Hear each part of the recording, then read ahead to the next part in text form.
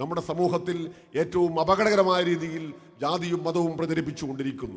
ആ ജാതിയും മതവും പ്രചരിപ്പിച്ചുകൊണ്ട് ധ്രുവീകരണത്തിൻ്റെ അന്തരീക്ഷം ഉണ്ടാക്കലാണ് തങ്ങൾക്ക് രാഷ്ട്രീയമായി നേട്ടമുണ്ടാക്കാൻ ഏറ്റവും നല്ലത് എന്ന് തിരിച്ചറിയുന്ന കുറേ ആളുകൾ നമ്മുടെ നാട്ടിലുണ്ടായിരിക്കുന്നു. നിങ്ങൾ നോക്കൂ, ഇപ്പോൾ UDFൻ്റെ ജാഥ ആരംഭിച്ചു. ആ ജാഥ ആരംഭിച്ചപ്പോൾ ഈ ജാഥയ്ക്ക് ഞങ്ങൾ പേരിട്ട് വിളിക്കുന്നത് വികസന മുന്നേറ്റ യാത്ര എന്നാണ്. പക്ഷെ ആ ജാഥ അവരെന്ത് പേരിട്ട് വിളിച്ചാലും ഒരു വിഭജന യാത്രയായിട്ടാണ് കേരളത്തിൽ സഞ്ചരിച്ചുകൊണ്ടിരിക്കുന്നത്. ഇടതുപക്ഷ ജനാധിപത്യ മുന്നണി ഉണ്ടാക്കിയ നല്ല റോഡുകളിലൂടെ നല്ല സംവിധാനങ്ങളിലൂടെ സഞ്ചരിച്ചുകൊണ്ട് ഏറ്റവും അപകടകരമായ ഒരു രാഷ്ട്രീയം അവർ കേരളത്തിൽ പറഞ്ഞുകൊണ്ടിരിക്കുന്നു. ഒന്നാം ദിവസം അവർ പറഞ്ഞു ജമാഅത്തെ ഇസ്ലാമി ഒരു മതരാഷ്ട്രം പറയുന്ന സംഘടനയല്ല എന്ന്. മതരാഷ്ട്രം പറയുമ്പോൾ സംഘടനയല്ല എന്ന് ആരാണ് സർട്ടിഫിക്കറ്റ് കൊടുക്കുന്നത്? VD സതീശനാണ്.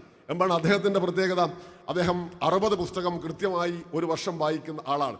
ആ 60 പുസ്തകം എന്ന് പറഞ്ഞാൽ ഏതാണ്ട് രാവിലെയും ഉച്ചക്കും വൈകുന്നേരവും ഒക്കെ ഓരോ ഗുളിക കഴിക്കണം എന്ന് പറയുന്നത് പോലെയാണ് ഈ പുസ്തകം.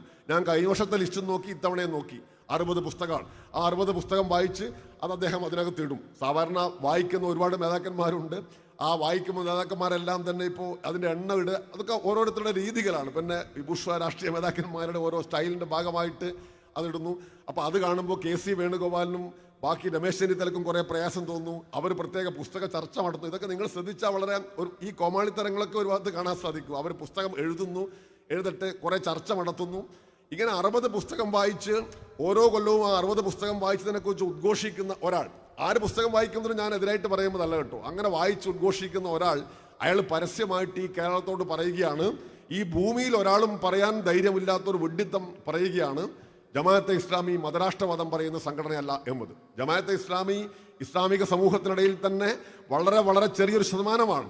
1% താഴെ മാത്രമുള്ള ഒരു വിഭാഗമാണ്.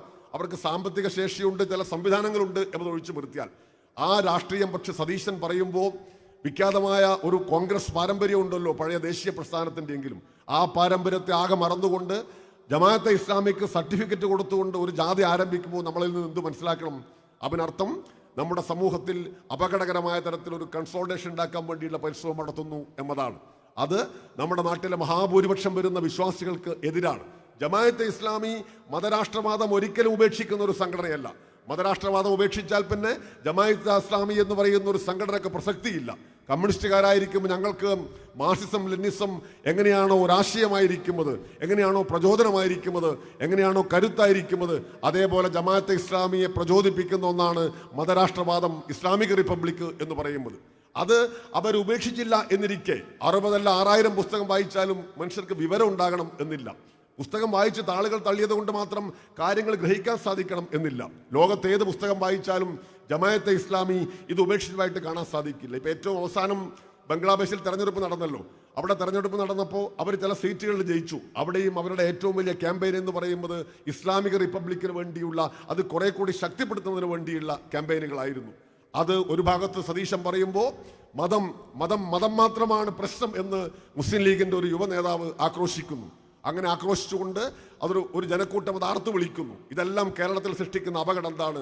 ഇതിലേറ്റവും കൂടുതൽ സന്തോഷിക്കുന്നത് നമ്മുടെ സംഘപരിവാരമാണ് എന്ന് മനസ്സിലാക്കണം. കാരണം വിഭജനത്തിൻ്റെയും വിഭാഗീയതയുടെയും രാഷ്ട്രീയം ഇങ്ങനെ വരുമ്പോൾ ആ കാര്യത്തിൻ്റെ അടിസ്ഥാനത്തിൽ കൂടുതൽ സംഘടിക്കാൻ സാധിക്കുന്നത് അവർക്ക് കൂടിയാണ്. അങ്ങനെയാണ് എവിടെയും വർഗീയ ശക്തികൾ അവർ പരസ്പരം എതിർക്കുമെന്ന് തോന്നും, പക്ഷെ അവർ പരസ്പരം സഹായിച്ചുകൊണ്ടാണ് എപ്പോഴും മുന്നോട്ട് പോകുന്നത്.